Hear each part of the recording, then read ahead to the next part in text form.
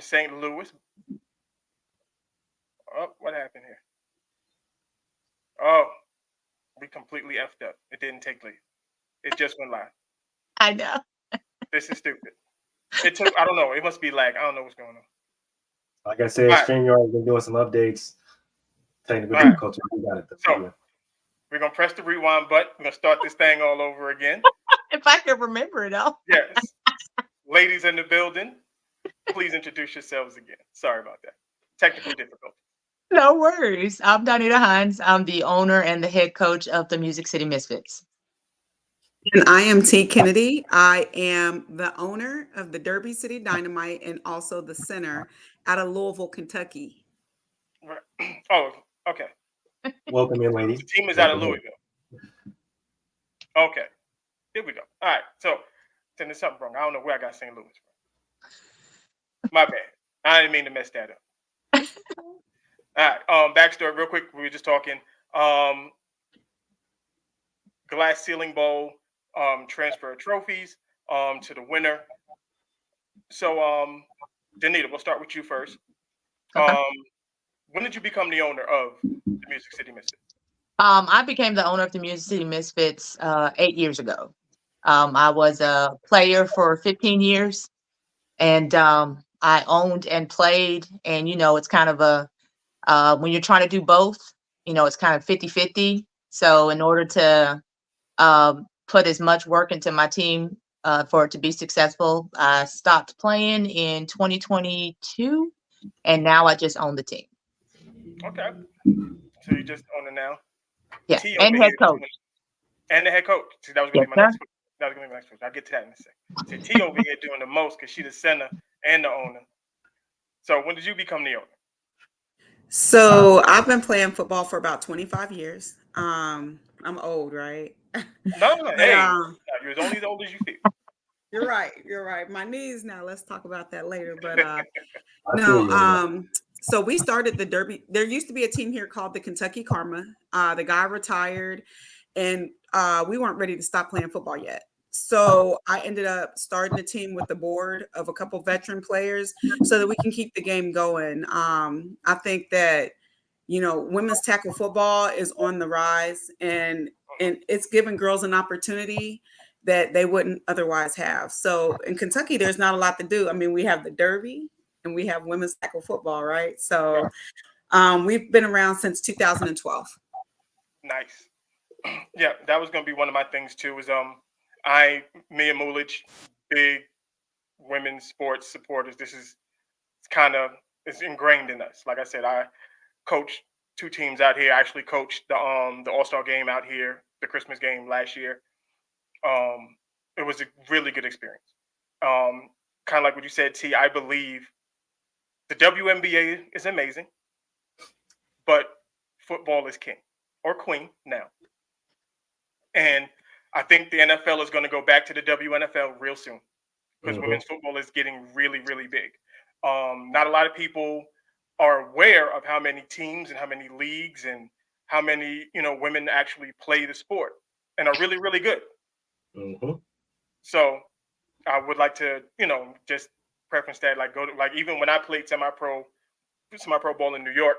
Well, I played in DC as well. I played for the DC Stars. I played for the Washington Chiefs. If y'all know Robert Miles, Miles is my guy. I played for him for a couple years. And we would, when our games were done, the girls would be sitting right there, getting ready to suit up, getting ready to jump on the field. We hit the stands, we watched them play, cheer them on, and just have a good time about it.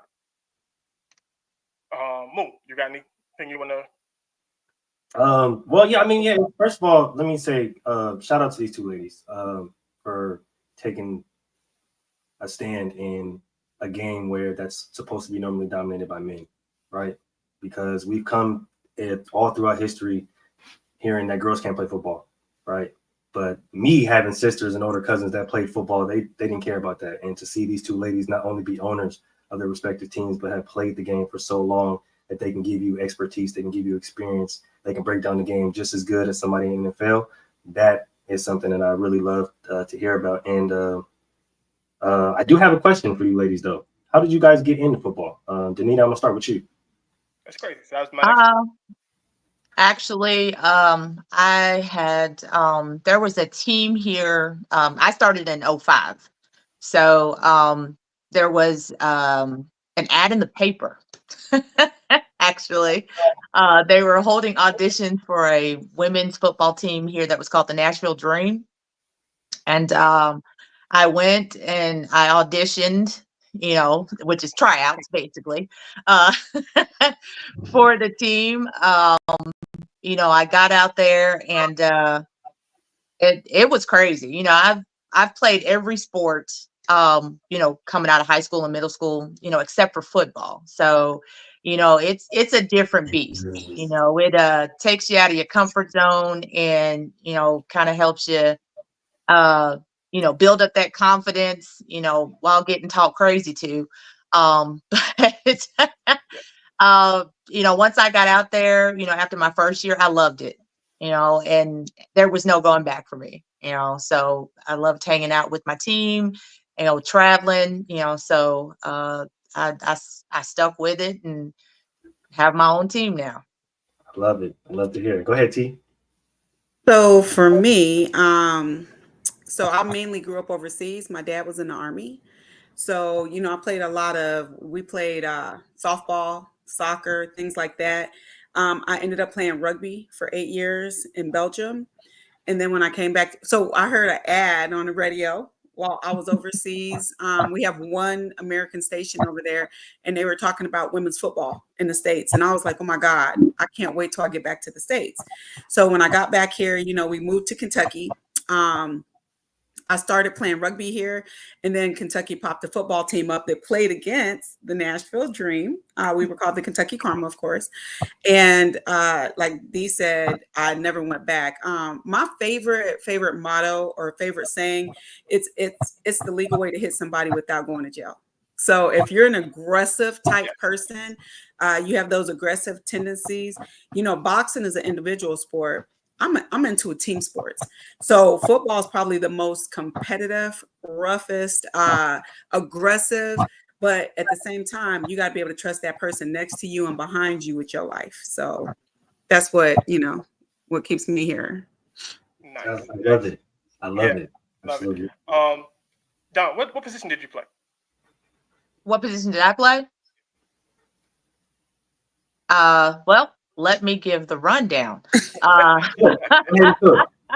I know we all, Mula still plays semi-pro now. I just stopped playing a couple years ago, and trust me, when anybody asks me my position, I just tell them I'm a football player. I can play every position on the field. So you can just, tell me run them down for me. What you do? All right, I'll run it down for you. Started off as an offensive lineman. Then I moved to defensive end. When we first started out with our team, we actually were an 8-man team. And we built up, the caliber of our women and the new numbers on our team to switch to 11. When I played 8-man, I was a running back. I have been the kicker. I have played corner before. I have played safety. Favorite position that I've had so far, I QB'd for 5 years. So I've played many positions. Yeah, no, I mean that's what that's what we do out here. What about you, T? I know you said you play center, but what else you had in your bag? So when I started off, I played I started with left guard, then right guard, then left tackle, then right tackle, then center. In the women's game, a lot of times you don't have as many women as you'd like. So sometimes you're playing Iron Man. I have played defensive tackle and nose guard as well. And believe it or not, I also kick. I'm a bully. I love her. I love her. Okay, she is a footballer. Listen to me now. She is a pure footballer. I love her. Okay. We kind of talked about this a little bit in the back, but we'll get into some more of this stuff. Give me some of the challenges that you have faced, both as an owner and as a player during women's football. Okay. We'll start with the ownership first, and then we'll work. No, we'll go player first because you did that first, and then we'll move to ownership. As a player, starting out, not being as good as I thought I was. You know, you kind of walk out there like, you know, oh, I played plenty of sports. I'm gonna go out here and show out, and getting humbled very quickly by a good group of women that you have finally, you know, met on the team to play against. Um, Player wise, to be honest with you, it was just more of proving yourself. You know, I have played on 8 different teams, you know, before I started my own team. So, as a player for myself would be, I don't look at it as a, you know, as a bad thing, but learning everybody's schemes, you know, as far as, you know, this coach coaches this over here, this coach coaches over there, trying to be a lot more versatile. And, you know, you never get to the point where you learn everything, you know. So every team that I played on, I learned something different, you know. And as a player, you know, humbling myself, you know, and realizing I don't know it all, you know. So that's something that's difficult as a player, especially if you played for a long time, you know. So uh, that's about the gist of it for me as a player. What about you, T?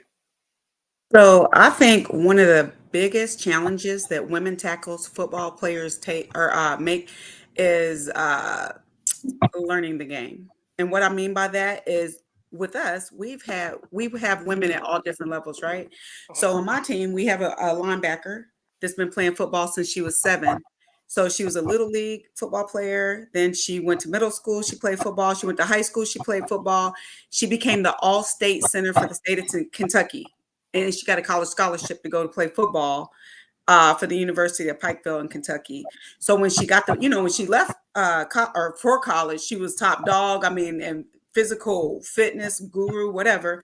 And when she got to college, everybody was like 6'4". She's 5'2". You know what I'm saying? And the realization hit that I cannot compete with these guys anymore. So that's when she joined Derby City. And of course, for us, she's not a center. She's a linebacker. She's a dog. You know what I'm saying? So teaching somebody who just learned about football today versus somebody who's been playing football as long as the guys since they were 7 or 8 years old, I think is challenging because, you know, a lot of times we'll get these male coaches, and shout out to Donita and other female coaches who've started from the bottom, but we'll get these male coaches and they'll come out to the field. I'll never forget one year we got a new coach in, and we were explaining to him, you got different levels. So you're gonna have to break it down Barney style when you first start. So he's telling one of our players, hey, go get at the nose. And she was like, nose? Nose? Like, and he was like, oh, Lord. And it takes a little bit of realization. So sometimes finding coaches that can coach who can actually teach. Does that make sense? You know, who knows who you're talking to and how you're talking to them. And again, we want to, all of these women want to be looked at as football players. We're just at different levels. You know, I want you to coach me just like you coach the guys. Like Donita, we started so many years ago. And when I started in Kentucky, the first tryout I ever went to, there was 150 girls, 150 females, right?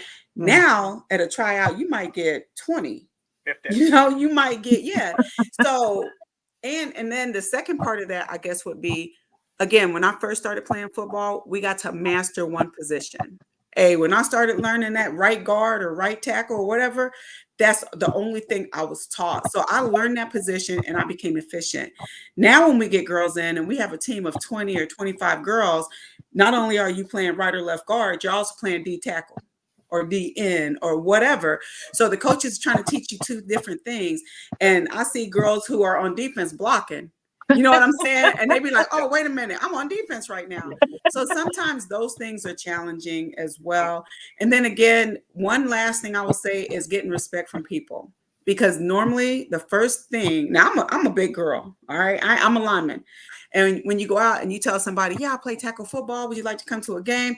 They're like, are y'all in lingerie, honey? I'm not putting on nothing. We're outside this house like that, right? We got pants and pads on. Right, exactly, totally. And no disrespect to girls who do play lingerie, but you're not going to see me in none of it. You know what I'm saying? So getting the respect of being a football player, a female football player, things are changing as we all see. Football is evolving. Yep. We're getting flag in the NFL. We're starting to get colleges with flag programs, high schools and junior high schools with flag programs. So this is the way to go, right? So those are just some of the challenges that I face personally as a player. Yep. It's funny that you mentioned all those because I'm the male coach that because I was super excited to get it. I love coaching, and Yes. well, let me phrase that because my uncle, in the beginning of the video, that's my uncle. He coaches the New York Rebels, and he owns them. He's the owner, and that's who I learned from. I've learned from NFL, Brian Billett, Marvin Lewis, Rex Ryan. Like these are guys I played for. These are guys that I lean on, for knowledge, right? So I'm a teacher first. Perfect. I coach on game day. Yep. So throughout the week, it's let me show you this, let me show you that. If you really want to irritate my soul, show me a coach that's yelling at players and never show them how to do it. Yes. That will tick me off completely. And what I learned coaching women, patience. My patience level is like I'm platinum level now. When it comes to, because like you said, I can coach a girl and she knows exactly what I'm saying because I coach receivers and DBs, and I'm an offensive coordinator. Like that's me. So when I'm coaching a girl at receiver and I'm like, put your inside leg up, make sure your heel's not touching the ground, make sure, and she understands it, that's cool. But then when I'm talking to another girl and she's looking at me like I'm speaking Mandarin, so it's just like, okay, I realize I have to break because I've coached Little League too. And this is no disrespect. Yes. It's like I had to teach her like she was a kid. Yep, exactly. And I built her up. And let me ask you one more question, right? Did you get a lot of why? I always want to know the why. I want whys. If you're not asking me why, then I question if you're actually retaining anything. That's right. That's right. Because if you've never played it and you're not asking me why I do this, why I block this person, why I do this, why I do that, you're going to fuck it up. You're going to go out there, right. You're going to fuck it up. So I it's good to hear that, and like you said, we had tryouts out here for the Invaders. We had tryouts for the Stallions, and we had 50, 60 girls come up. Oh, I had 5 stations set up. Oh no, I'm gonna get to the real stuff in a minute. We had 5 stations set up, cone drills, backpedal, the ladder, tackling, just so that they can learn how to do these things. This was Saturday. Sunday, 8 girls showed up. Yes. Yeah. And it's just like, about right. Yeah, and it's like it's hard. It's hard because I understand. And I'm like I said, even in practice, when I got girls, they got the kids and stuff, and I'm holding kids, I'm in extra layer. Yeah, so not only do I coach, I'm a babysitter. It's a whole lot of things, but it's fun. It's actually it's cool. For me to see the ones that are dedicated, the ones that come out every night, and it's hard because some of them, not all, but some of them are single moms, but they do have the passion to learn and to play this game. So I take that very seriously. If you're going to take these next hour and a half, 2 hours to come out here with your kids, and hey, I'm gonna give you everything I got. That's awesome. I like that. And I think that's what from my perspective, that's what the women want. We want, and to me, when somebody is retaining something and they're a sponge, and as a coach, when you see them be like, the light now I know why on. you want me to go to second level. And then, that's an accomplishment, Yep. Yeah. And because then my goofy ass, like for the All-Star game, we had a meeting with all the players, and I'm like, look, I met with the QBs. I had them on a Zoom call, and I was like, y'all tell me what y'all want to run. You tell me, and I will build out the playbook to that specific thing. This is I'm in my mind when they say I like to roll out, or I'm a running quarterback, or I'm this, that, I'm like, got you, got all that, got it. Then they get on the field, and it's not how it looked in my head. So I spent 2 weeks building out this whole complex playbook. Oh yeah. And don't nobody know how to do none of it. So I'm like, oh. So I went from running spread read options and 5 out and to the wing T by the third quarter. Yeah. Old school.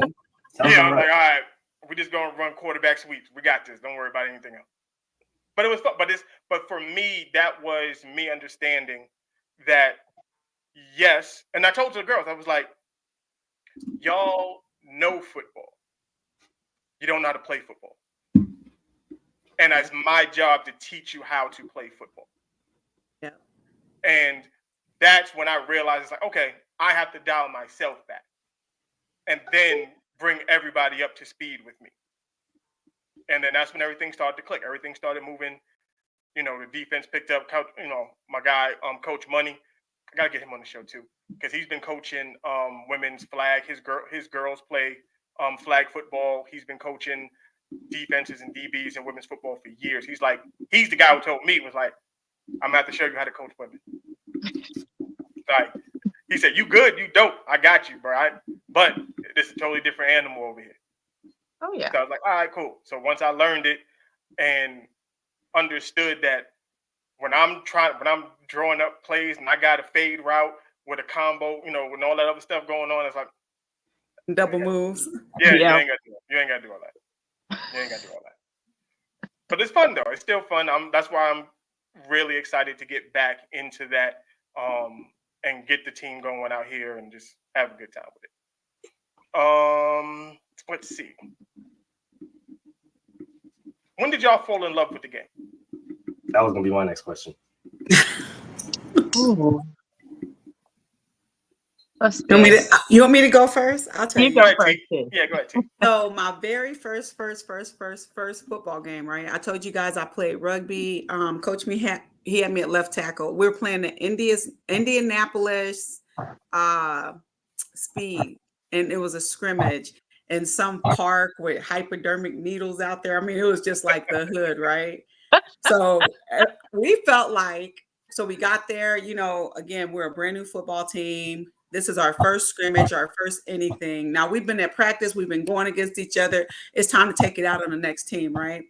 So I was playing left tackle. My coach was like, listen, he said, every play, I want you to run straight to the middle linebacker. And I want you to give her everything you got.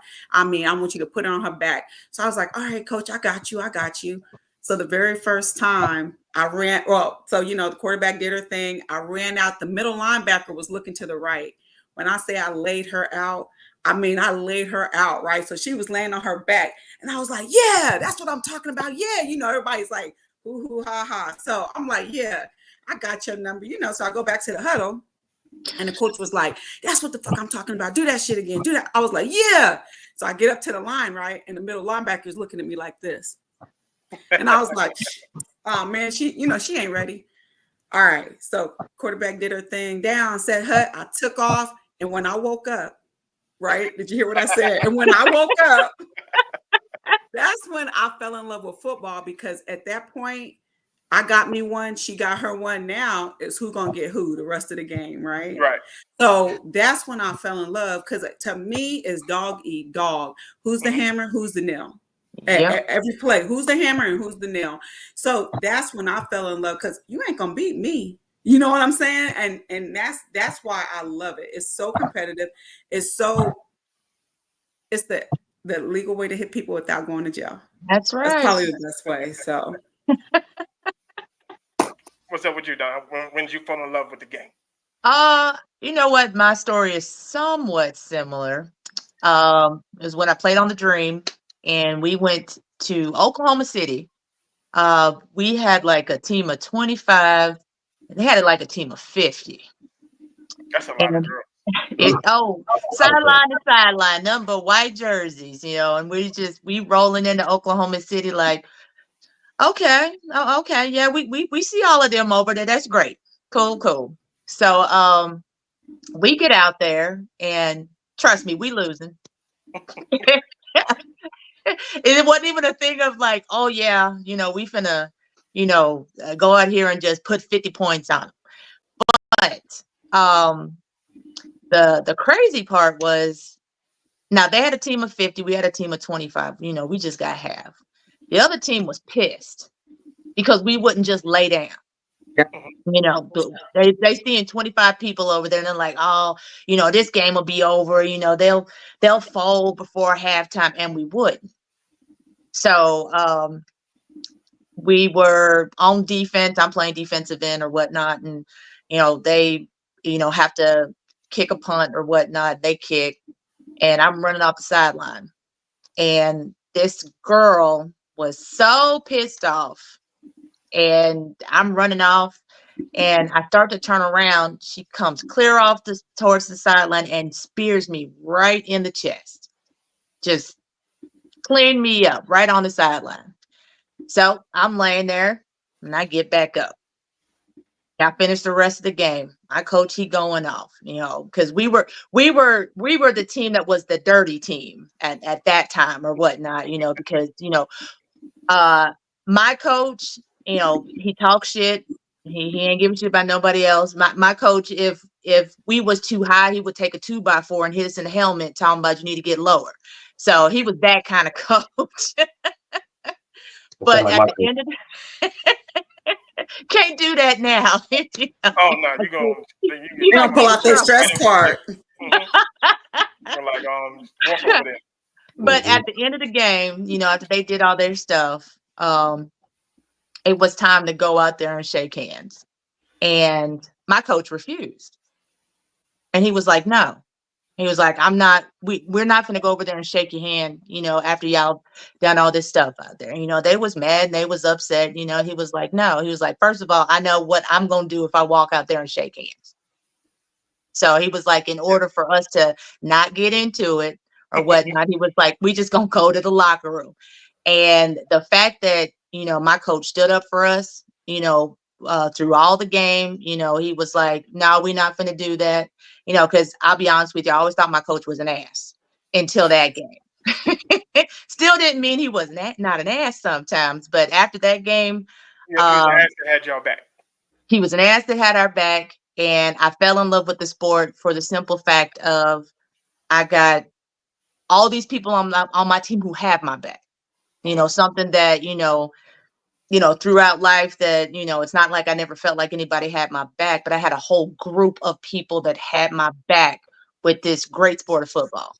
So after that game, that's when I fell in love with the sport. Go ahead, Mo. Add to it. Let's see what you got. I love that. I actually fell in love with football through watching the game of football. We was never allowed to play. So through them keeping me away from the game is what drew me more to the game. I never forget my grandma. I was actually just talking to my wife about this. I never forget my grandma's look on her face when I told her I wanted to play football. Because she wanted us to play sports, but we're basketball people. Everybody wanted us to play basketball. But I loved basketball, but I was the guy who got a lot of fouls. Right, I was too physical for the game of basketball. Right, so when I told my grandma I wanted to play football, she was like so mad and yet disappointed, but she knew the type of person that I was. She wasn't going to be able to stop me. So first day I go out there, I'm with the varsity. You know what I'm saying? I'm diving in head first, right? And it comes to the conditioning, right? And as every single new person is dropping off like flies, the coach is looking at me. Shout out to my boy TJ Ewing. He's looking at me, and he was like, I expected you to stop running after I said again for the fourth time, because he has this tactic, right, where all the new players, all the new people who want to try out, he'll have us run gassers, and if you don't make the time, he'll have you do it again. So he does that on purpose to weed out all the mentally weak people. Yeah. So him coming from the Bay Area, me coming from the Bay Area, we grew up around like literally maybe an hour, maybe 45 minutes away from each other. So he was testing me mentally. So he came up to me and he was just like, I expected you to quit after the third gas, after I said again for the third time, you didn't quit. Right. But he was like, it's okay. It's okay. I'm gonna break you. Because once the pass come on, I promise you. He said, he told me this to my face. Skinny guys don't last out here. And I was like, oh, yeah. Right, for sure. Say less. The first toss sweep that they ran, full padded practice. As soon as it was team, first toss sweep, starting running back, laid him the fuck out, clean out, made a fumble and everything. I got up, picked up the ball, threw it at the coach. Walked off like, yeah, stop playing with me, dog. I'm like that.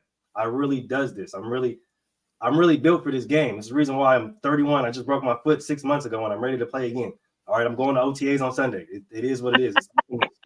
Okay, but the physicality of the game and all the people that used to come up to me and, oh, you're too small to play this game. You can't play this game. You should be playing basketball. The assumption when people see me, oh, you play sports, you must play basketball. You must be a hooper. I'm a football player, dog. I'm physical. I get in trouble playing basketball. Like they kick me off the court. I get 6 fouls and I'm gone.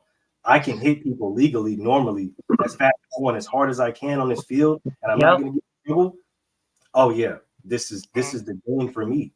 So that's how it happened, and I never turned back. Well, mine started real young. I started crazy. Me and my cousin, we was playing in the back of the building. I'm from New York, and we was playing 2-on-2 football in the back, and he threw me up. My cousin played quarterback. I played receiver, and I caught a pass over my shoulder, and scored a touchdown. This was just outside. This wasn't even popcorn or nothing yet. And I was like, oh, I just did what Jerry Rice does. And it just snapped for me. It was like, oh, this is what I'm doing. This is it. Let's rock out. We here now. Let's go do it. And high school is when it really burned into me that this is what I am. This is what I'm going to do. And JV versus varsity. And I played safety. He was playing varsity. And I have a rule. Me and my cousin got a rule. Anybody 220 and under, you are not running me over.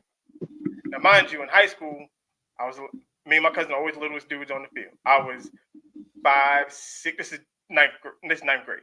So I was about 5'6", 120, 130 pounds. Not big at all. Yeah, I was a straight goon, but I was just a little goon. And senior running back, Russell came through the hole on the 36. I remember like it was yesterday. Remember, like T said, when you woke up. So he hit me, and I'm staring up, looking at the sky like, yeah, this will never happen again. This will never happen again. But the best thing about football is you will always get your get back. That's right. You will always get your get back. So, at that time, my defense coach came up to me and said, Mel, don't worry about it. By your senior year, you'll be 6'2", 210. You got it. He lied to me. It's okay. He tried to give you the juice, bro. It's okay. He put the battery in my back, but that was okay. He lied to me. I never got to 6'2". Never. I was fucking 5'8", 155 pounds when I graduated.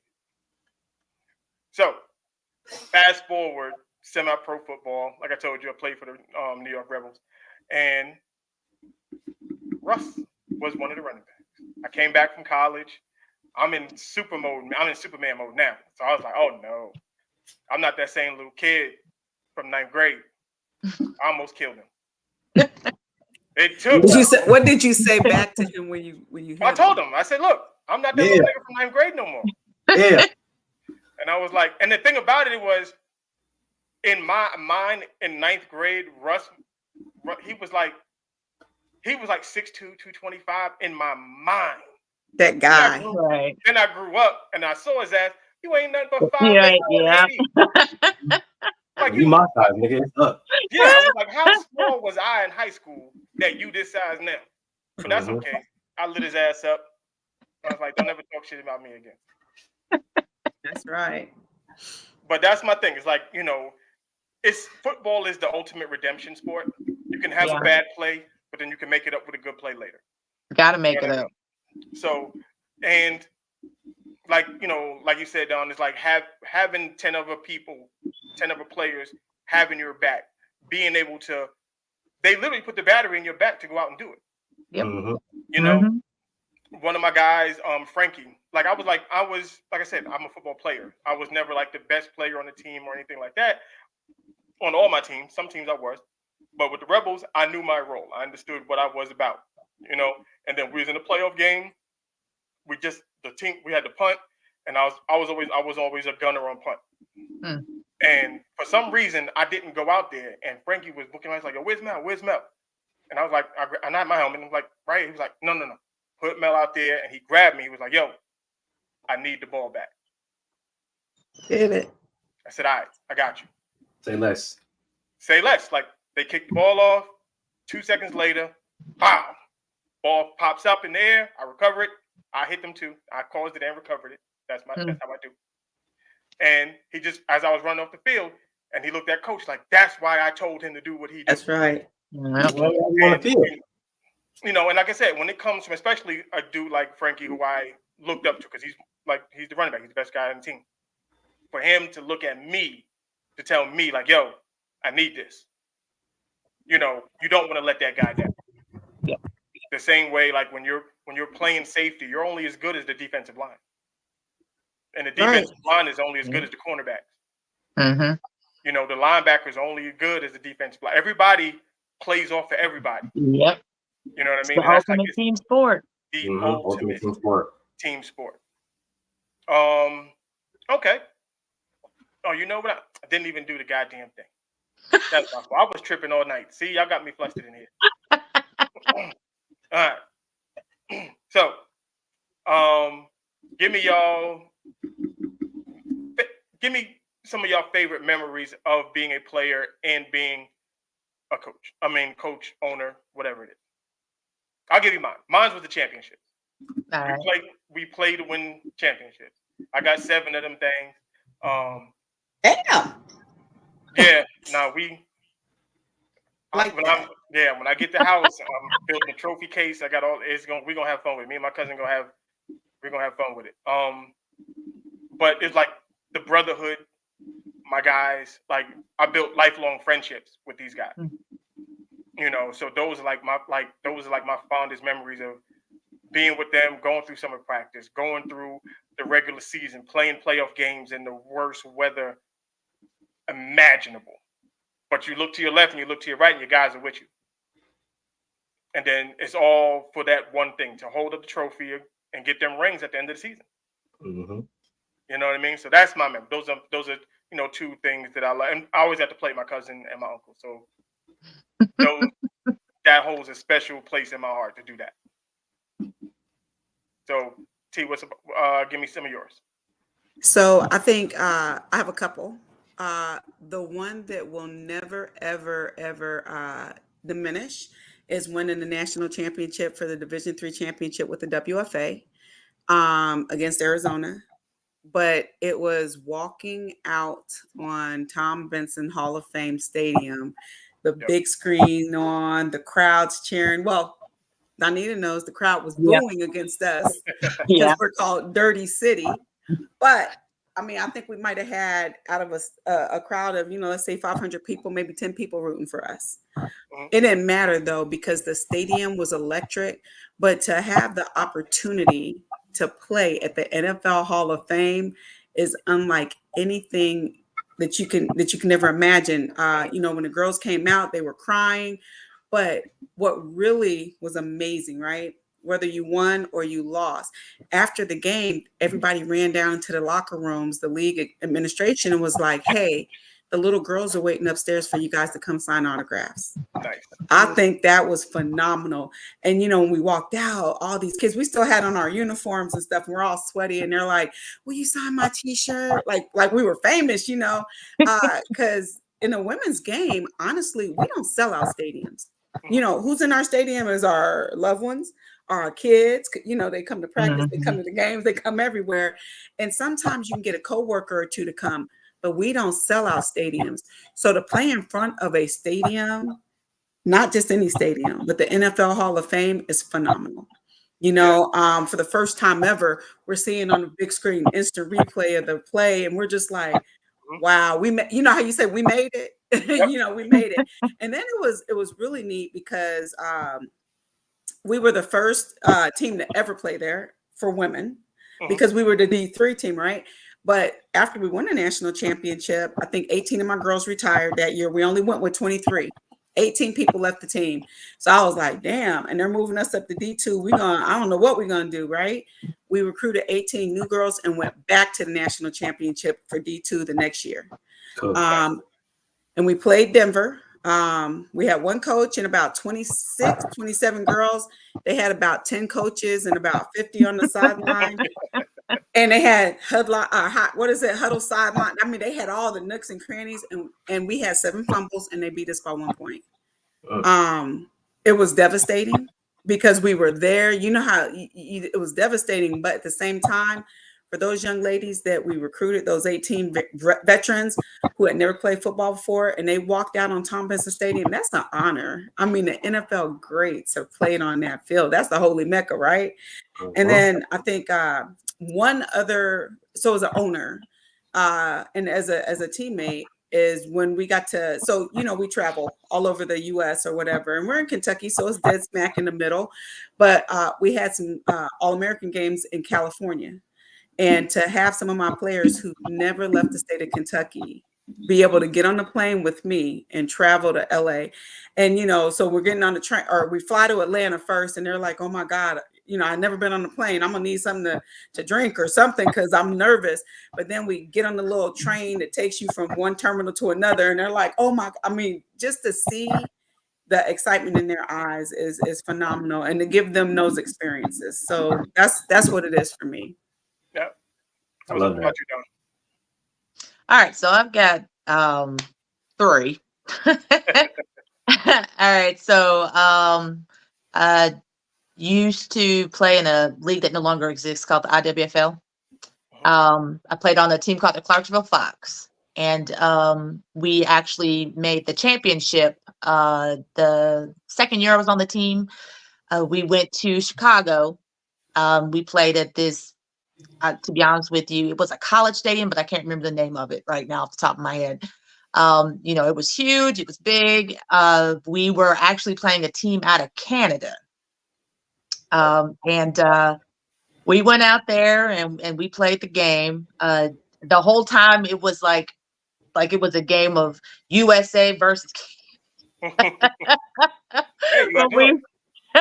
when we were out there. So, you know, we felt like we had like this duty, you know, to beat the Canadians.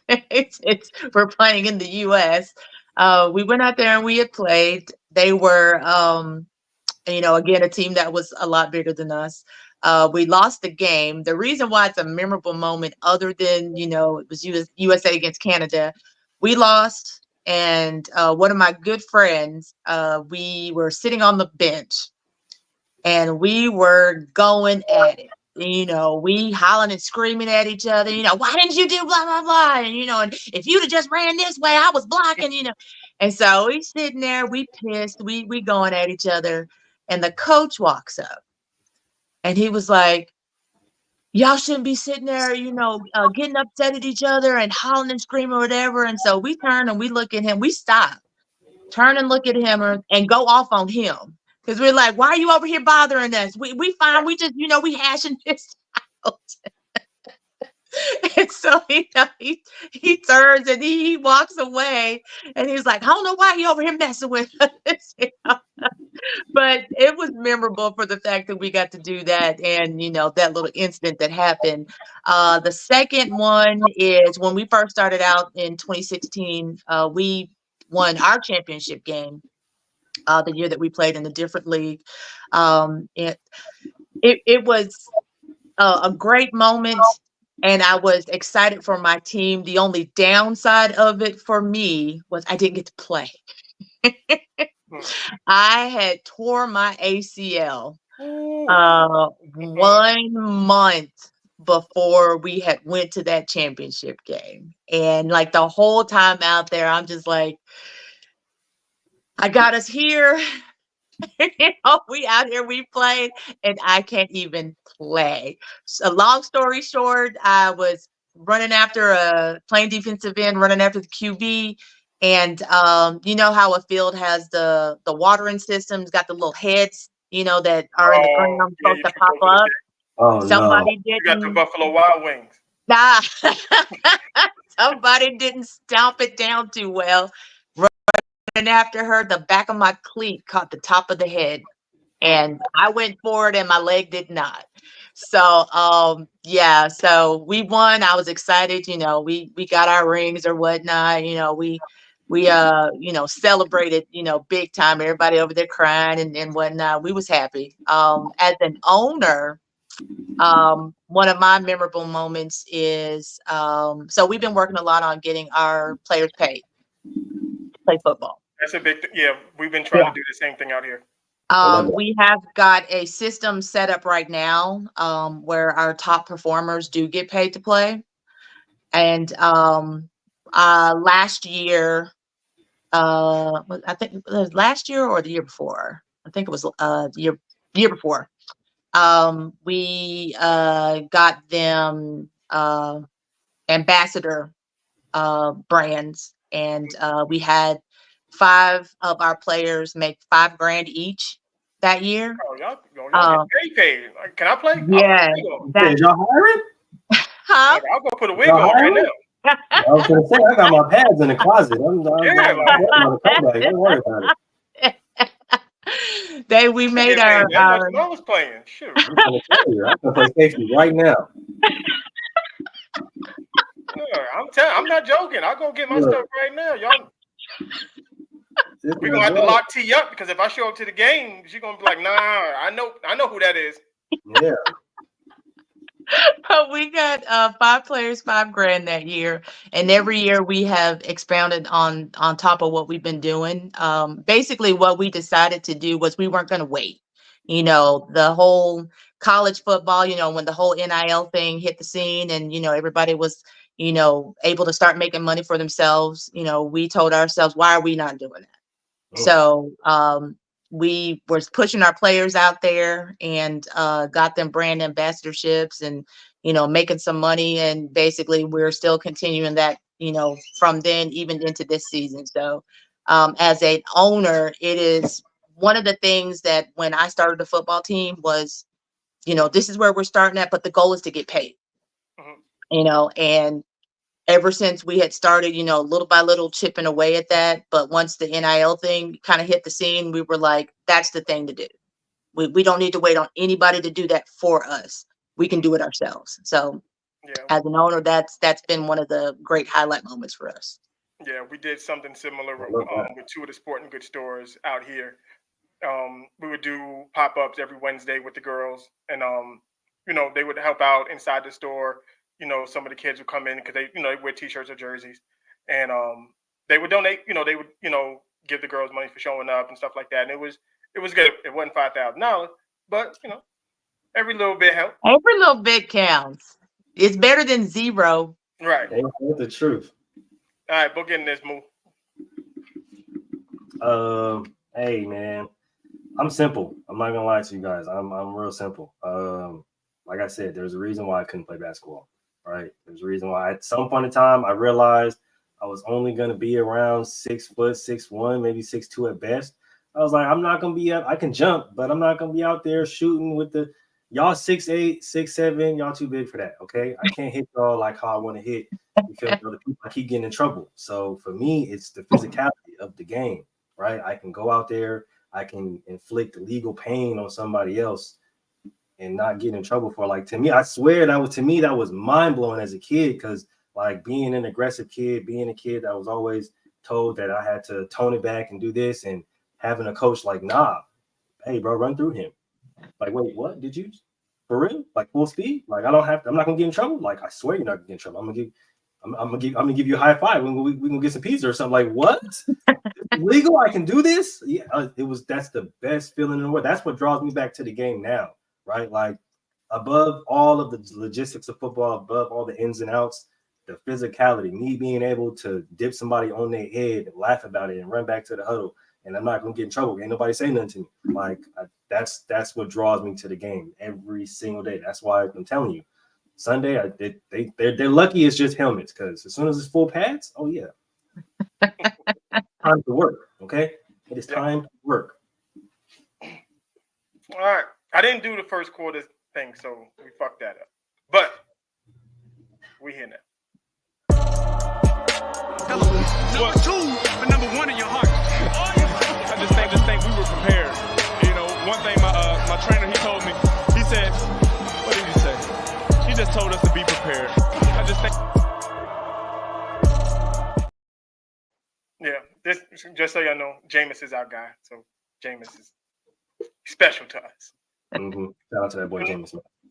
So now we get to the portion of the show where let's get a little build-up. This is what we're working towards, everybody. Wait a minute, get it how you live it. 10 toes in when we standing on. Mark, you know the vibe. More time out, talk about jizz. Let me talk my shit. Talk your shit. Skid like Tokyo, drift on my whips like 100 quid. Just spent $500,000 in a crib, got 120,000 on my wrist. All right, now this is football. This is football. I told y'all that we gonna have to do a little. I did a little research. How many times did y'all meet in the playoffs? I saw one. Yeah, it was just one. Oh, just one? That was the one 3 years ago. Yeah. You muted, T. Yeah, the year before we got rained out. Remember? Oh yeah. We got rained out one year, and then we played I think the year after that. Yeah. All right. And how many times in the regular season have y'all met up or no? So many times. We got beef. So we got we got like beef. I like that. Rivalry. Okay, I'm gonna do it because Dawn ain't really flex on nobody yet. I'm gonna let her flex. I'm gonna flex for her on this one. So apparently, because y'all saw the game is on November 17th. Yes. Mm-hmm. Dawn, where's that game at? Titan Stadium. Mm-hmm. Nissan Stadium. Nissan Stadium. Like Yes, y'all not playing in the parking lot. Y'all are No, sir. y'all are playing inside Titan Stadium. Nissan. Yeah. This is our fourth year. Yeah. So you are the only women's professional. Well, no, we're gonna say professional. We're gonna say professional. Women's professional team that actually plays in an NFL stadium. Yes, sir. Okay. All right.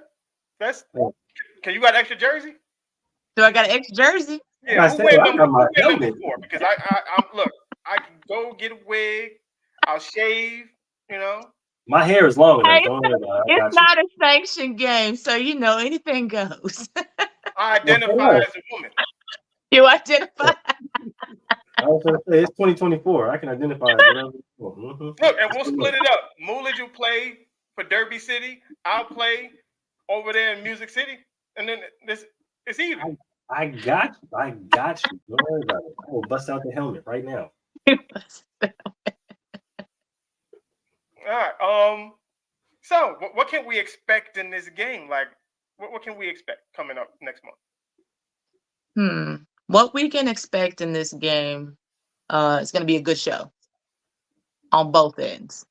The point of this game is to go out there and, we're Music City, they're Derby City.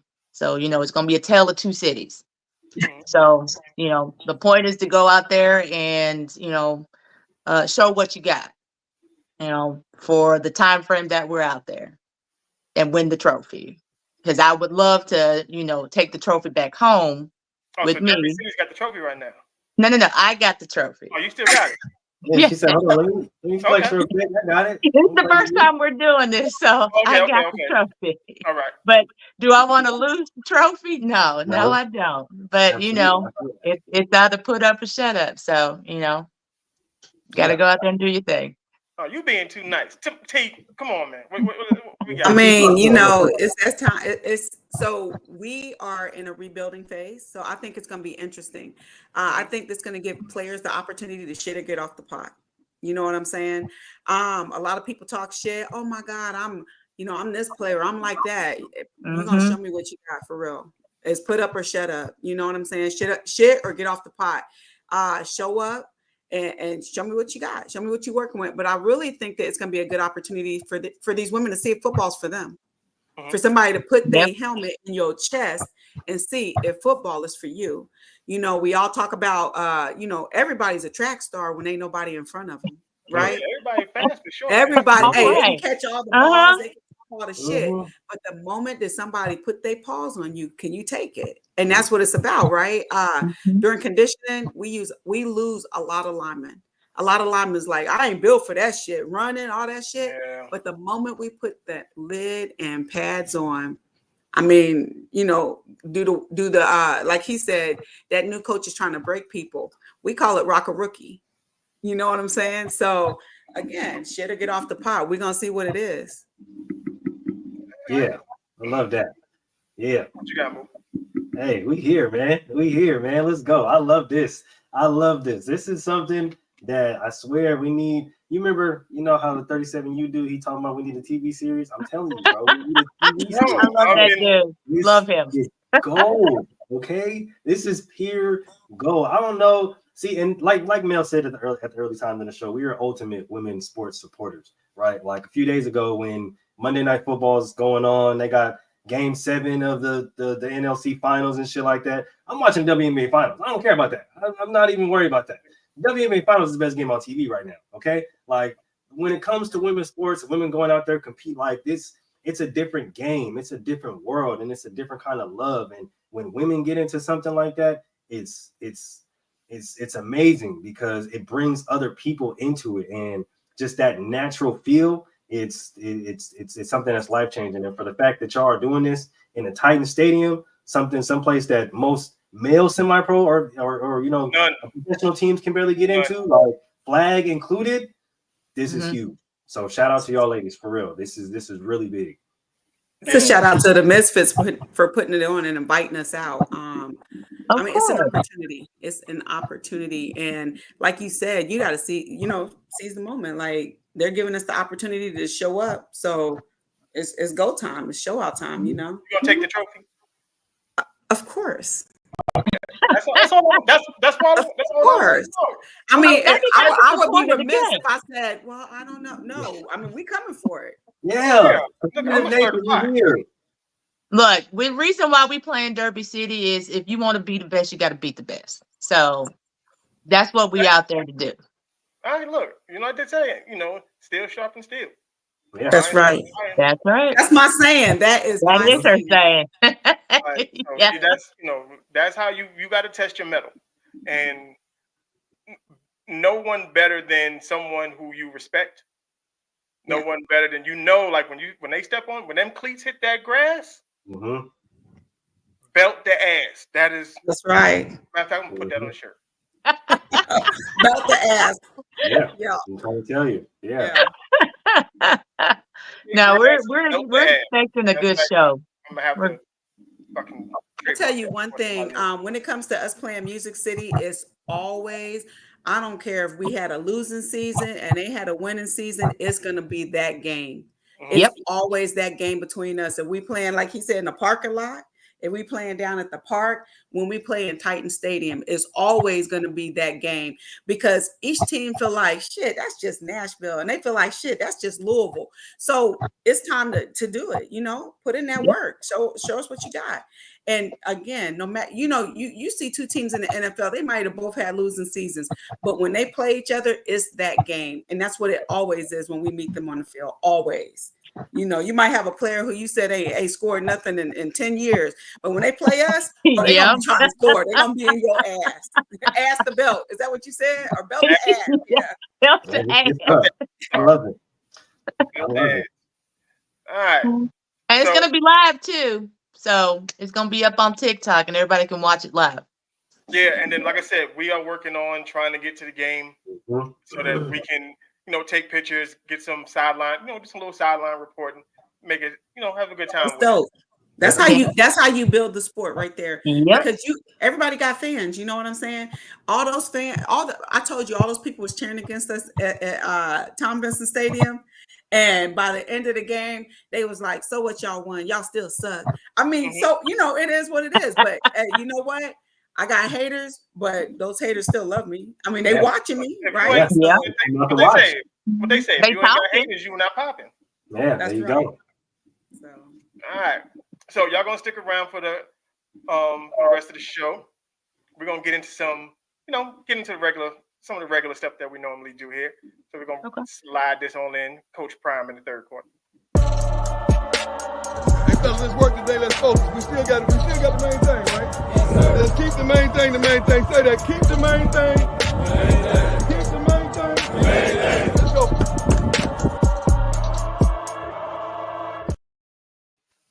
All right. So we're gonna keep the main thing. This is football. So I'm gonna need y'all to put y'all coaching hat on right now. I got some clips. Okay. We're gonna talk about them. You tell me what you would do and what was wrong with these clips. First one, this one really pissed me off. This one pissed me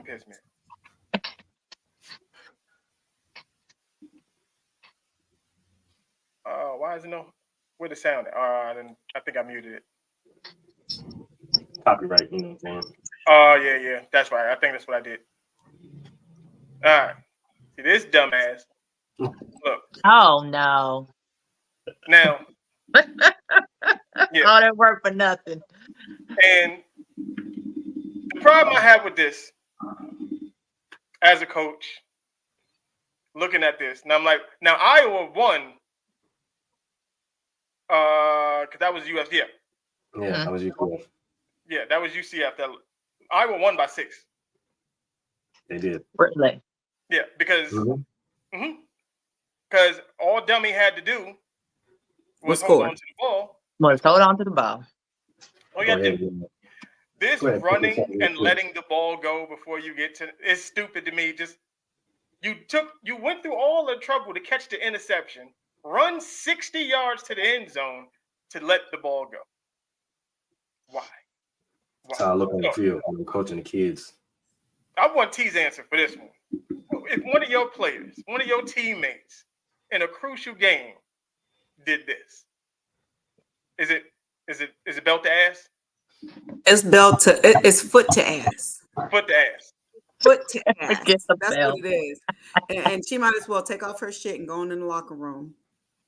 For real. Because instead of showboating, we're about to secure the ball and score the touchdown. That's what it's about. What about you, Don? That'll never happen. That's the answer to that. That will never happen. Before it even get there. Yeah. That will never happen. Yeah, I don't get it. We had a coach on our team one time. He kept telling our running back, she kept running east and west, east and west. He was like, look, run towards the pylon, east and west, run towards the pylon. He said, if you do it again, you're going to see what's happened. She did it again. He called a timeout, and the whole team did up downs in the middle of the field for the whole timeout. I tell you what, when we got back on the field, she scored a touchdown. Oh, yeah. In front of everybody. Yeah, no, we got this rule, okay? And at least when I was playing, right? Because all this 2024 TikTok social media where everybody want to be all famous and everybody want to get their moment of fame.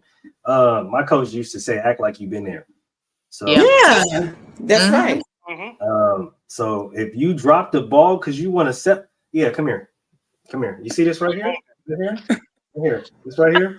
Go ahead and get comfortable, big dog, because you're not leaving this spot. Okay. And in film on Monday, I'm gonna replay that 10 times, just so you know. That's it. Right? Just so you know. All right. Because now you want to be all celebrating and all doing all the waves and the worm and shit. And we didn't score no goddamn touchdown. All right. That's the big picture here. And you just dropped the big picture a yard before you got in the end. Come here. Sit right here next to me and do not move. Okay, don't move at all. Yeah. Or better yet, just give him one of these. You hand these out right here. You can't see it. No, what you got? Water. You see them bottles over there? No more. That's the thing. Like, Don't fill those up. you can't step on my field. I don't want you to come past that big white block of light. Don't step on my field no more today, okay? Until we go over this on Monday and you see exactly the stupid shit that you did. But for right now, this bench right here, this is your spot. I better not see you cross this picket line of players at all, okay? I'm trying to. Yep. Nah, that's a no. Two things on my team: you talk with your pads, not with your mouth. That's the first thing. And the only celebration you need is the scoreboard saying that we win it. Thank you. That's it. There you go. That's the biggest Whatever flex. celebration Win stuff is scoreboard. out. Look at that. You see that right there? Okay. Yep, that's right. Anytime, just point to the. That's it. Just point to the scoreboard. That's all the celebration you need. Yeah. That's it. This is another one. This is a real pet peeve of mine, especially because this involves a wide receiver. This is play fake on second down. Herbert looking for a downfield shot. Loops it down there and wide open. Then the ball is knocked loose. The catch is made. And then the ball is knocked out of his hand and wide open. And wide open.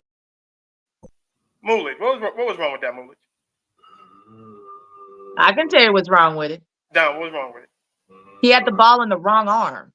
Goddamn right. Out like that's peewee ball. That's flag. Switch it to the outside. Hey. You switch it to the outside arm. Like if because at that point, if he's swinging at absolutely nothing. He's swinging at nothing. Oh my gosh! And then on top of that, even if he swings it down, and the momentum, it carries you out of bounds. Yep. Mm-hmm. And you get a little bit more time on the clock. I mean, come on. I just don't and these are professionals. So, and this is why. Thank you. That's what I was gonna say. These are they make my head hurt. Look, I ain't gonna lie. Sometimes, like we tell our girls, hey, watch some of these, NFL football teams, and then sometimes it just be like, maybe I don't want you to do that because all they do is they'll watch it and they'll come back and be like, but he had it, he was doing it, and I'm like, yeah, but he's not supposed to. You know what some of our coaches started doing last year is they told us to watch the successful women's games. They're like, watch what they do to be successful. Because again, I don't see too many women jumping up, catching the ball with one finger, and right. It's more technical. That's right. This is the reason why I love watching women's sports. It's because they care about the technique more. A lot of guys to rely on their athleticism, and that carries them a long way.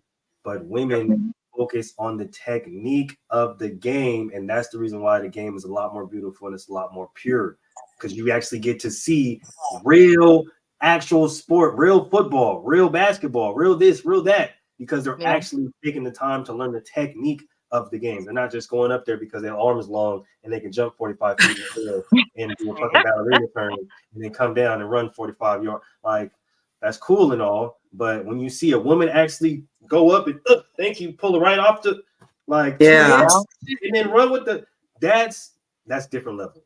That's next level.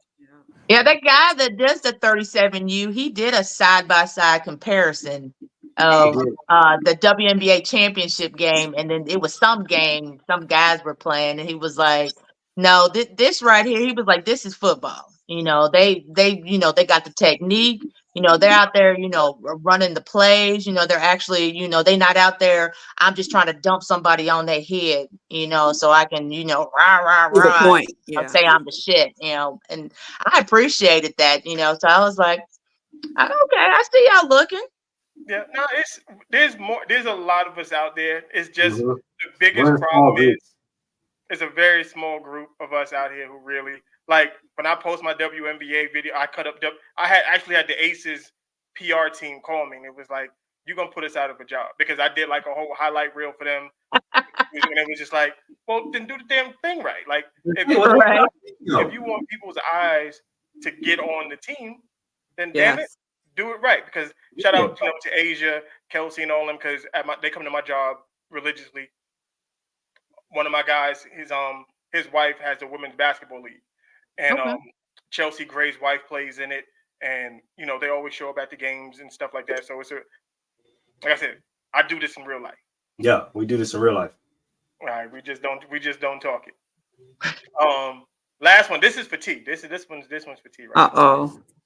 4 explosive runs this season for Murray on the first down. Again, ball batted and intercepted. Went right into the hands of Taylor Todd. Now he loses the ball in a scramble, and Arizona will. Look, we got my uncle has a thing.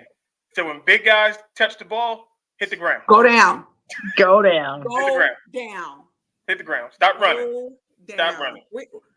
This ain't what those are for. Exactly. But you know they don't though. No, because it's like this next time to shine. They don't get a chance to score a touchdown. So when they see that grass, they like, oh, no, I can make it, and then they can't make it. I think it depends though, because if you you got green in front of you, it still depends. you on. Hey, get there! I'm blocking. Let's go. So we were playing in the game. I told you I play center. It was a fumble. We were close to the goal line, and I was like, I saw the ball. I was like, I'm finna pick it up. I'm finna score. All this stuff is going through my mind, right? And I'm like, oh yeah, that's it.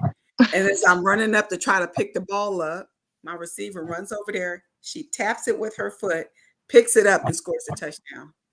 And she was like, your ass was taking too long. You was processing too slow. I was thinking like, what am I gonna do? Like you had it though. She just had to wait. I was that guy. My coach was like this. What are you doing? I don't even know, but yeah. That was your moment when you to get the shine. ball, I'm gonna say if you so in the women's game, you 250 and up, go down. Go down. Don't even try to scoop and score. We scoop. I'm the type to pitch it to you. I ain't gonna lie to you. I'm not gonna lie. I'm looking at mine like you better scoop and score. I don't care how big you are. Hey, I'm trying to tell you, come on, let's get there. What he just did. But guess what? They would have lived another day had he and covered up. I'm a rugby player. Go down the ground, crouch, and hold. I need his teammates to have his back, man. Somebody got to be there for the rebound. Like somebody did have his back. The other team. You feel me? Like my guy need he need his shine. I'm the type to pitch it back, bro. Just stay on my hip, and as soon as we get to the 3, I got you. Don't he didn't even have possession. Nah, he was too heavy. He got it, and his arms was too big, and the ball got lost. Exactly. You got to envelop it right there in that 2-foot vice that you got right, and just hold it right there, bro. Let's get these to the zone. Hey, you can go watch some of our videos on TikTok. We put ours back there. Oh, we tell them to scoop and score, but there ain't gonna be no excuse. You talking about I ain't never ran the ball before? Yes, you have multiple times. I've run the ball before. I was left tackle, screen pass. They hit my receiver. She looked at me and handed me the ball, and I did like this. I got a first down. It was a slow first down. It don't matter how it don't matter if it's fast or slow. It's still first down. That's right. You take as many yards as you can. The other team was looking at the referee like, is that legal? You know, and they was on my back and on my front and on my side, and I was doing my rugby move, just moving on. Got my first down. All right. So I plugged in this first thing Monday because what me and Mulish pride ourselves on is being ahead of the curve. We're normally ahead of the curve by a lot. We are very in tune to into the sports landscape. And one of my things is in basketball, like the most polarizing person in basketball is LeBron James. You mentioned LeBron, it's gonna go crazy. So I had to figure out who is my LeBron James in football. And I got 2. Everybody, if you watch, everybody knows Darrelle Revis. I can't stand him. I think he sucks. So whenever I get in my Darrelle Revis bag, it goes up 1,000. It just goes up. And the main person is the guy we're going to talk about right now. Because there's a bias running around in these streets. Nobody wants to talk about it. But this is why we're going to do it. We do it here. We're going to talk about Patrick Mahomes and how bad he is playing this season. And this is a trend. This is not something that's isolated. He's been doing. He played bad last season, even though they won the Super Bowl. I don't want people they overlook it because they won. Yep. Team sport. Yeah, they overlook it, and even this season, they are 4 calls away from being 1-5, 1-4, something like that. I forgot what. No, 5 calls from 1-5. So we have one of our arch nemesis shows. It used to be called Speak, now it's called The Facility, which is bullshit because it's a fallacy. They don't know what they're talking about. But let's go. Lamar Jackson plays Patrick Mahomes. I don't see that Lamar Jackson. Lamar Jackson is never at his best when he's playing Patty Mahomes. Patty Mahomes always makes one more run, and he's a running quarterback. Patty Mahomes always makes one more pass, and Lamar Jackson can throw the ball. Patty Mahomes wins in Kansas City, and he wins at the bank. But through all them games, however he wins, we never get the best Lamar Jackson when he's playing Patrick Mahomes. Playoffs, we never get the best. I don't know if it's mental to where I'm going to show Patty Mahomes I could throw in the pocket with him. No. Lamar Jackson has to be the best player on the football field if they are going to beat the Kansas City Chiefs. He has to outplay Patrick Mahomes. 6 times, he's won once. He has not outplayed Patrick Mahomes consistently. He is the one holding the Ravens back from beating Patrick Mahomes. He was the one last year. The defense did what they were supposed to do. Didn't let the Kansas City Chiefs score in the second half. Lamar Jackson, you won an MVP. Your team had the best record. You had the best defense. And you still didn't beat Patty. And it wasn't because of nobody else but you.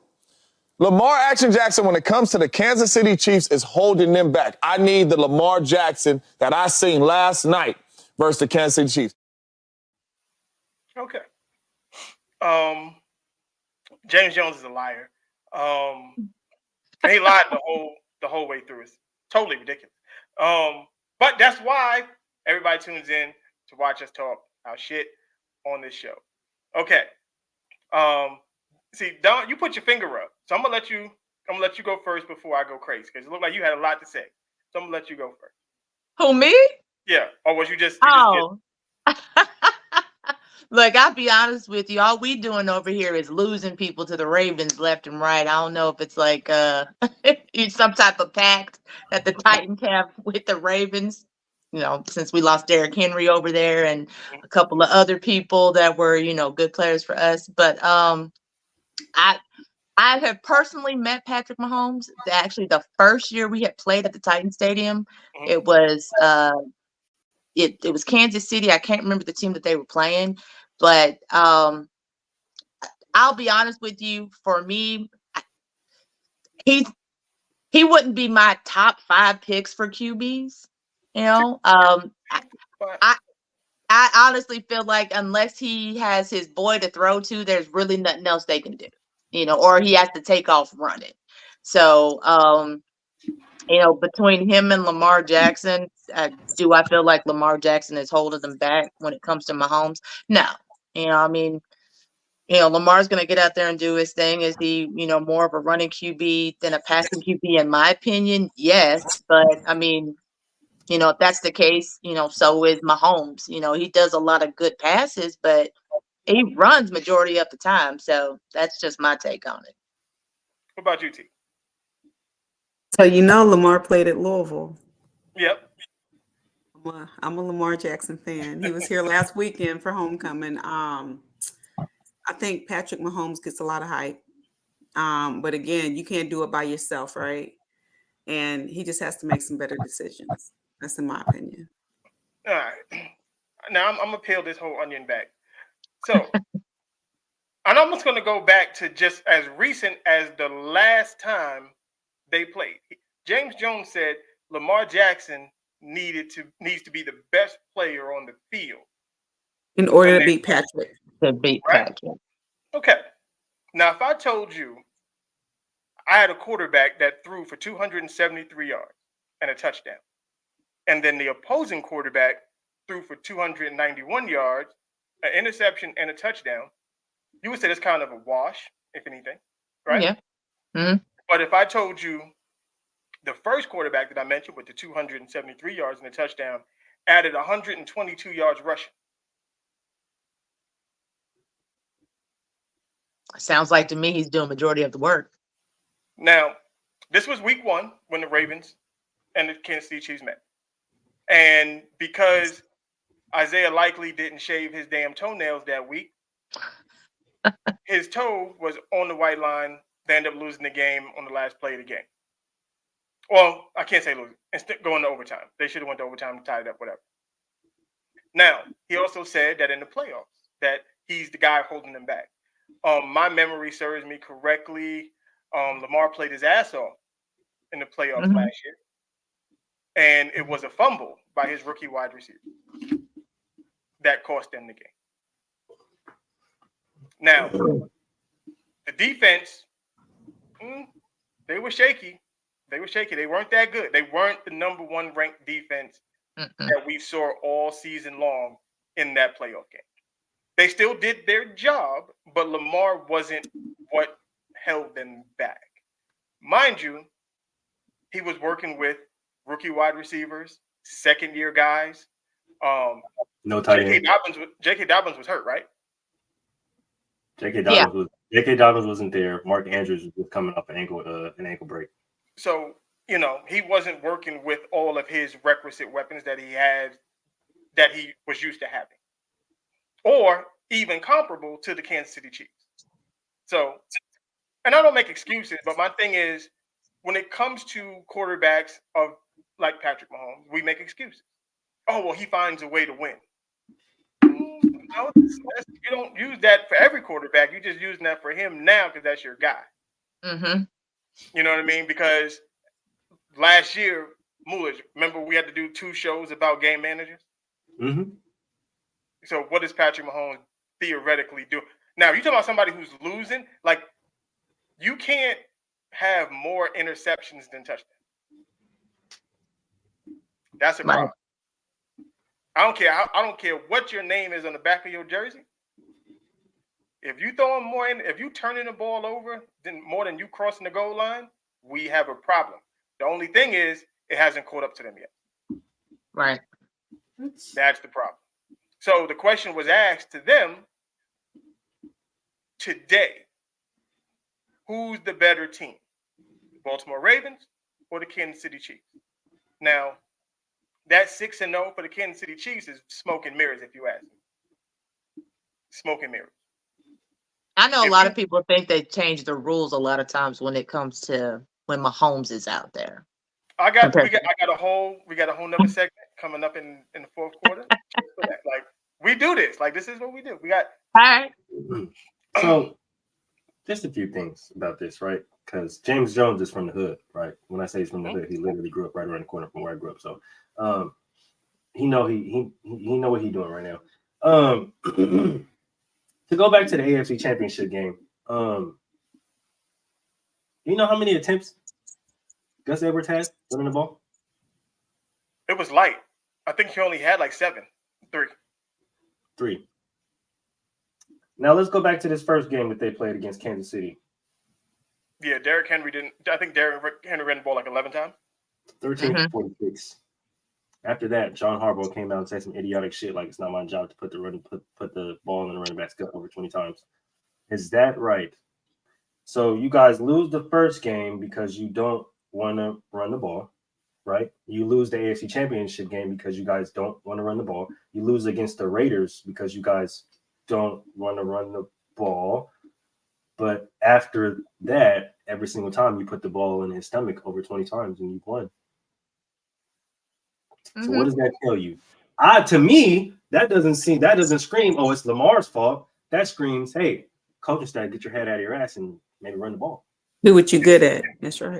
I agree with you. I was kind of, asking the same because, we lost him, Titan, they botched that. But, I was like, what's the point of him being over there if y'all not going to utilize him? And y'all constantly got Lamar out there running around like he's the running back.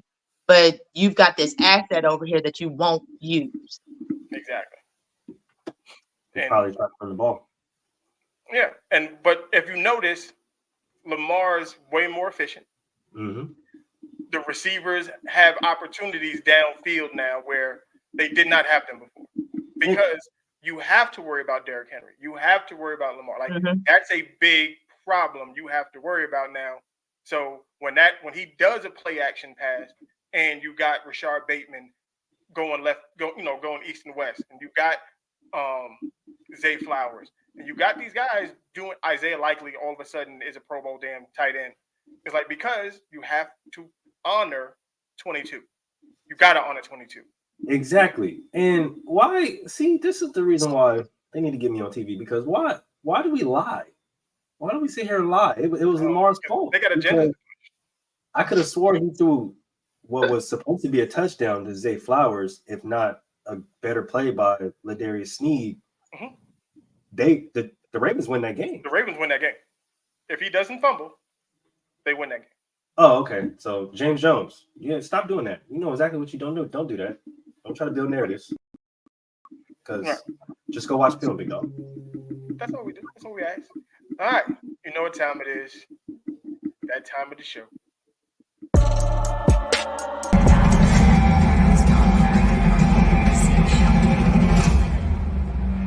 Death Valley, it's the fourth quarter.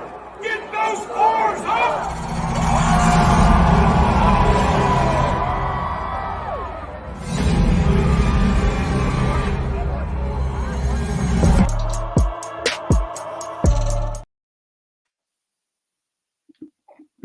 That's how we do. So fourth quarter. I'm mad at Poly Market. He did not put up his week 7. He didn't. I think he's on a bye week himself. I know he's on, but he pissed me off with that. So what we normally do is we have Poly Market goes. He recaps all the games from the week before. Does a great job for us and for the show.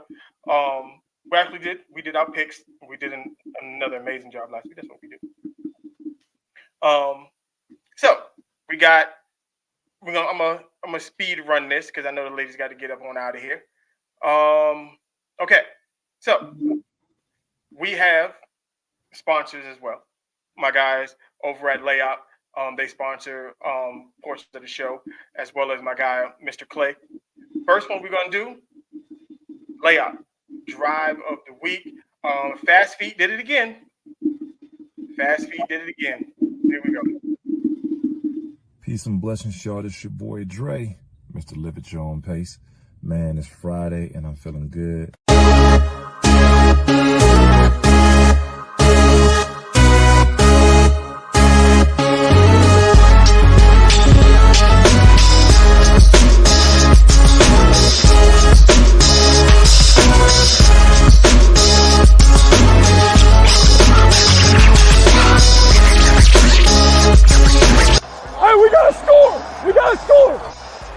Back to throw off play action. Deep in the pocket. Stepping up. Moving left. Taking off. Running far side.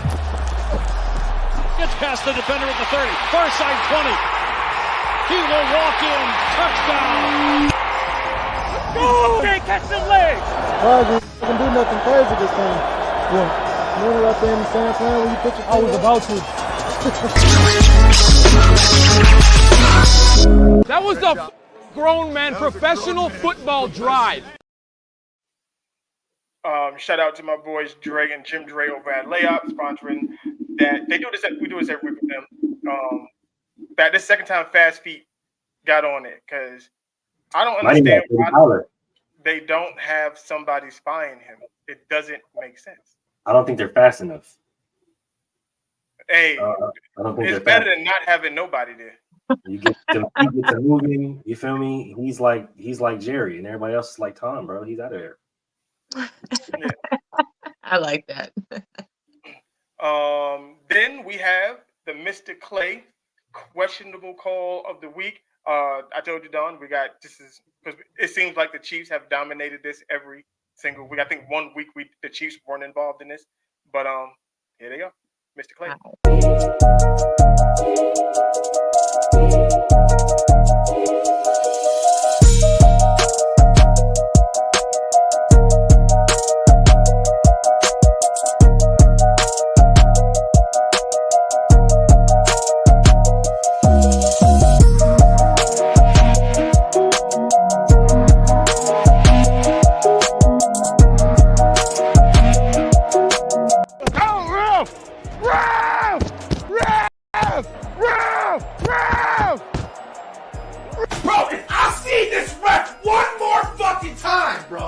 gonna crash out.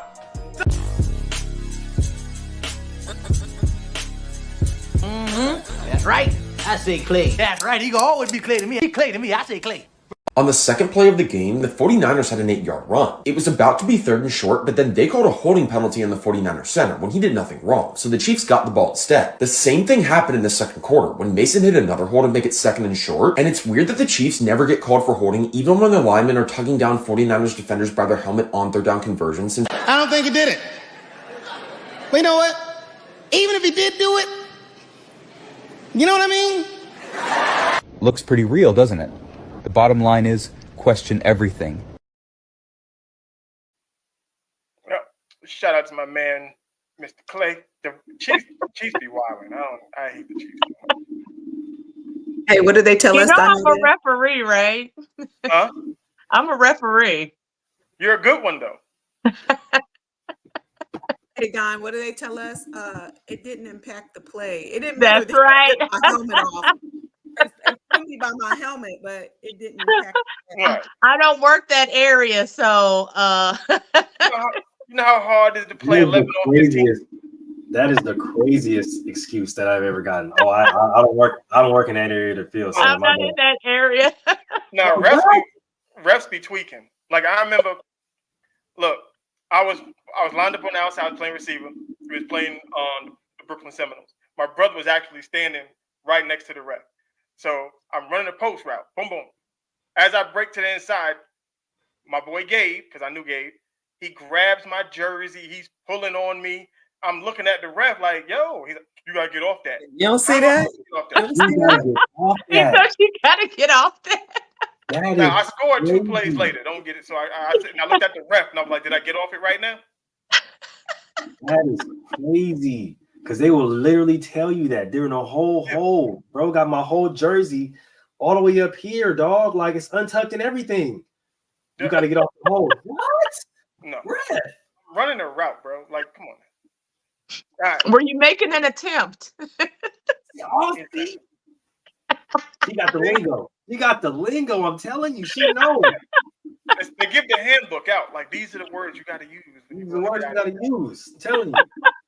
That's why I said my girls would never do that, a drop in the ball before the end zone, because I teach them all the rules of what they should not do. See? Okay, so there's a bonus to that. I got you. All right. We ended up, we're going to run these picks down real quick. First game Sunday, Jets Patriots. I'm going to keep my Aaron Rodgers hate going. So the Patriots got this. Oh. Not with that record they got. I'm gonna go with the Jets. The Jets, I guess. Like I said, I need Tay to have a good season, so that way our draft pick looks better. So I like watching them. I like watching him struggle, and I didn't realize it that he lost to the daggone Steelers in back-to-back weeks. Back-to-back, yeah. Dumbass. I hate him. Deserved. I hate him so much right now, and that's my guy too. But what about you, T? Who you got? Patriots. All right. See, the cool kids know what to do. Next up, Eagles, Bengals. I'm taking the Eagles. The Bengals are ass, and they're gonna keep being ass. And Joe Burrow is trash. Next. I'm going Eagles for sure. Some of the girls on my team would kill me if I were to ever go against the Eagles. So the Eagles. I understand that Eagles fans are different. Oh yeah. I'm gonna go with the Eagles because I think the Bengals are frauds. I don't care how much how good Joe Burrow is right now. T is disagreeing right now. I mean, they're right down the street. I'll go with the Eagles because I do like them better than I like the Who Dey. All right, there we go. All right, clean sweep on those. All right. We got Packers against the Jacksonville Trevor Lawrence Jaguars. We call him William. No. He's not Trevor over here because he doesn't earn his nickname until they start winning. So until we call him this, what we call our government name rule. If you're playing bad, we call you by your government. All Juanita, don't you call me Thelma at that game. What? You know what? I'm gonna get both. I'm gonna see if I get some shirts made up. If we come. As soon as whoever loses, I'm putting your government name on the T-shirt. You don't have that little like iron on right there. Yep. I'm gonna go, and Jordan Love is our guy, so I'm gonna go with Jordan Love in the pack. Come on, you know I'm an honorary cheesehead, man. Go Pack, go. I am a Bears fan to the day I die. I will not vote for the Packers. I don't care if they're the last damn team on this earth because I hate I them. respect that. I respect it. Hey, I respect it. I don't like Jacksonville, but I like them better than I like Packers. So I respect that. yeah, that's how I'm with the Cowboys. So I respect that because we'll get there. Don't worry about it. We'll get there. yeah, we're gonna get there. Well, it's definitely the Packers. At this point, and I know we playing a game in their stadium and all that, but I cannot pick anybody from the AFC South at the moment. So I'm gonna have to go with the Packers. Look, nobody. Hey, we respect everybody's opinions over here. Hey, I feel that. Like I said, I feel that. All right, we're gonna roll into this one. This one's for Dom. So we got Titans Lions. We ain't gonna end up playing that ball game at all. The Lions. You know, Dan Campbell, Dan the man. That's my guy. I gotta go with my guy. Yeah, so I'm gonna go Lions on this because Mayo Man is fucking up. Matter of fact, didn't they bench him? They got Mitch Trubisky playing quarterback now. Yeah, they did actually. I think they did. They did bench the Mayo Man, the Mayo Warrior himself. Oh, really? Oh, well. It's okay. You can do it. It's all right. It's all right. I pick Washington every week. That's my heart. That's just it is what it is. Mm-hmm. It's a good thing I don't play fantasy football no more. I'm gonna go with the Titans. See, that's all right. That's cool. Cause look, I like this next game. It's the Falcons and the Buccaneers. I call them the Buccaneers and not the Buccaneers. It's the Buccaneers. The Buccaneers, yes, sir. Shake and bake. So I go with Baker. Baker is my guy. So, he doing something special out there. It took a minute, to him to get with the right team. So yeah, Buccaneers for sure. Man, I'm going with Shake and Bake, man. You know what it is. Top 5. You too, T? You got Tampa Bay? All right.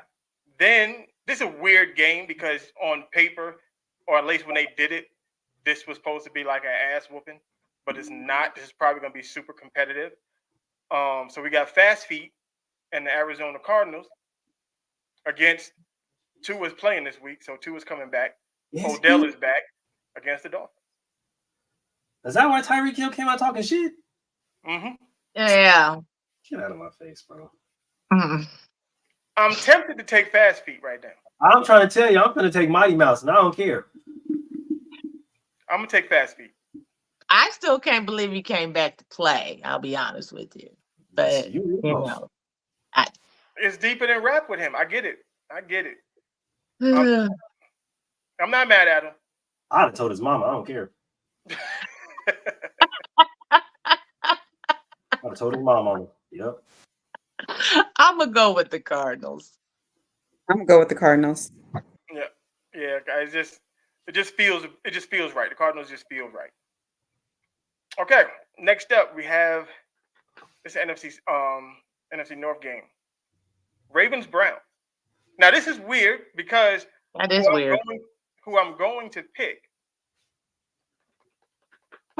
is this? Like I said, this is the soul pick. This is the soul pick. I already know where you're going though. You already know. Give me my man Jameis. Jameis gonna come out here cooking. Oh, as much as I love my guy, famous Jameis, man. The Ravens, I know. I gotta give it to the Ravens. But hey, like I said, I'm going with Lamar. I need 300 yards from famous Jameis, man. Stop playing. No, I'm gonna take the Ravens. You already know I'm taking the Ravens.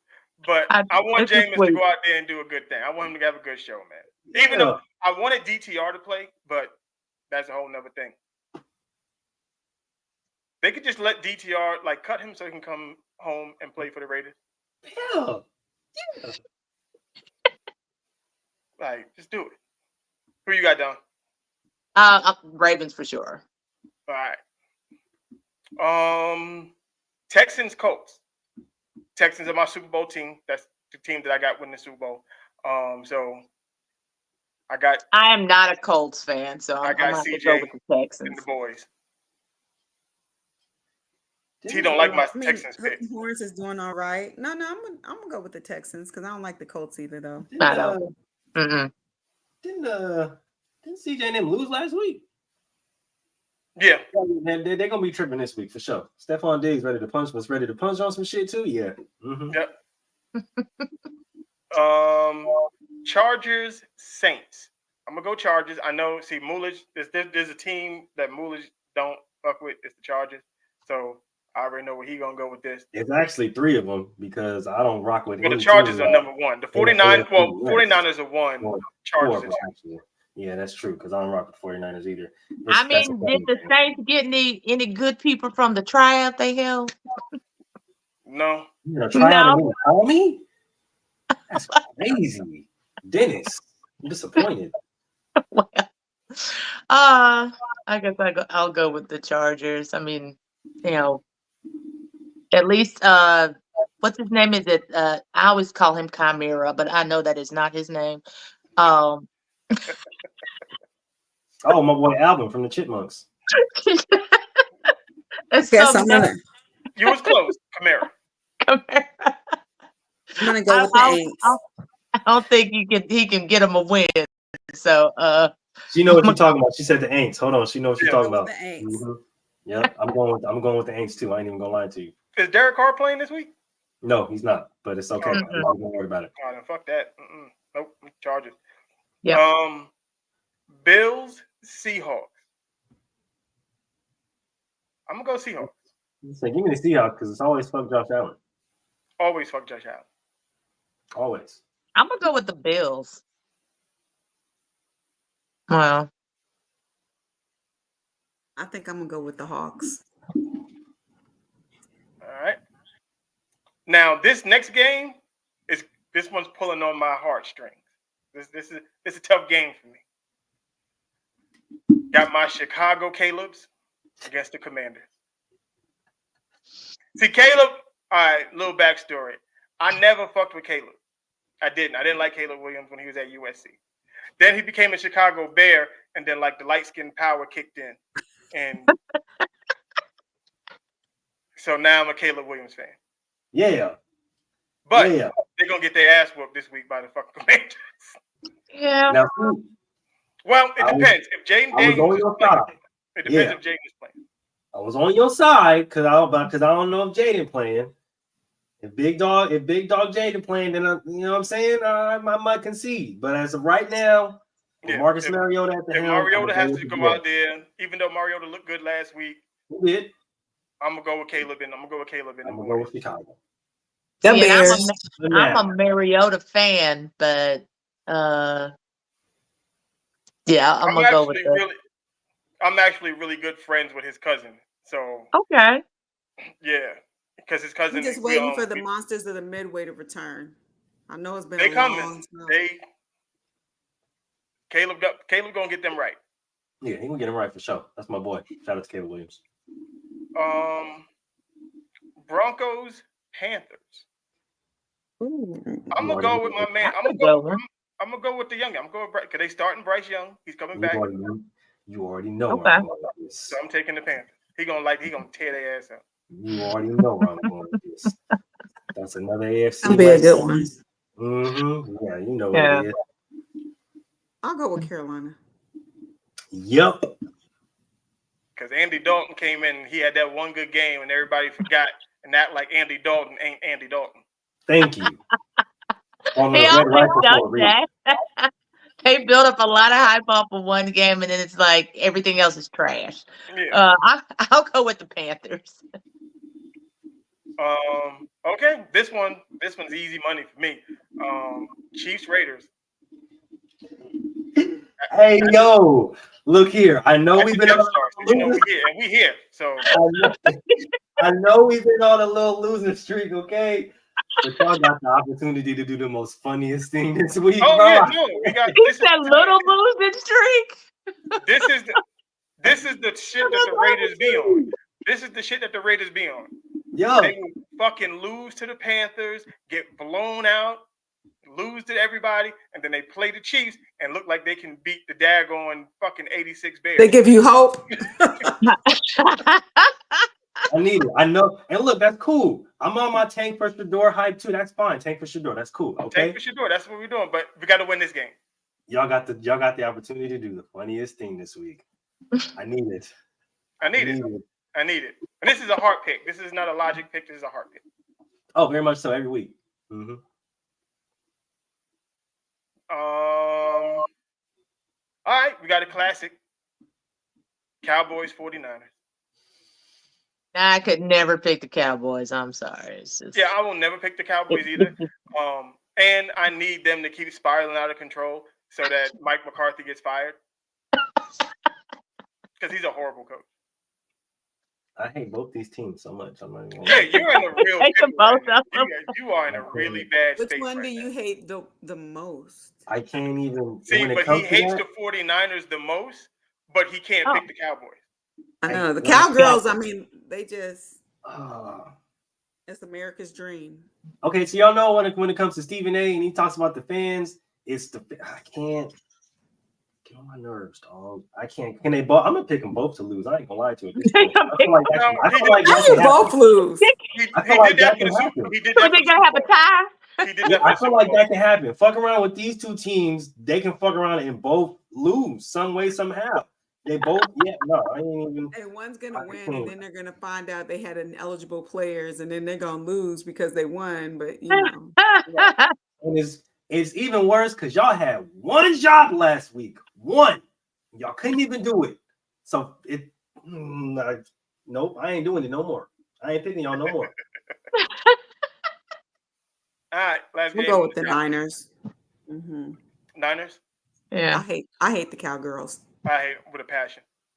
All right, Monday night. Pittsburgh Russell Wilsons against the New York Football Giants. All that shit they was talking, that boy went out there and put up 37. He about to do the Giants dirty, so. Oh, he gonna do them weird. That's crazy. Oh my goodness gracious. Yeah, nah, give me the Steelers in the really big. He gonna give them the Diddy treatment. Yeah. No oil. But you know they gotta let my guy Justin play, right?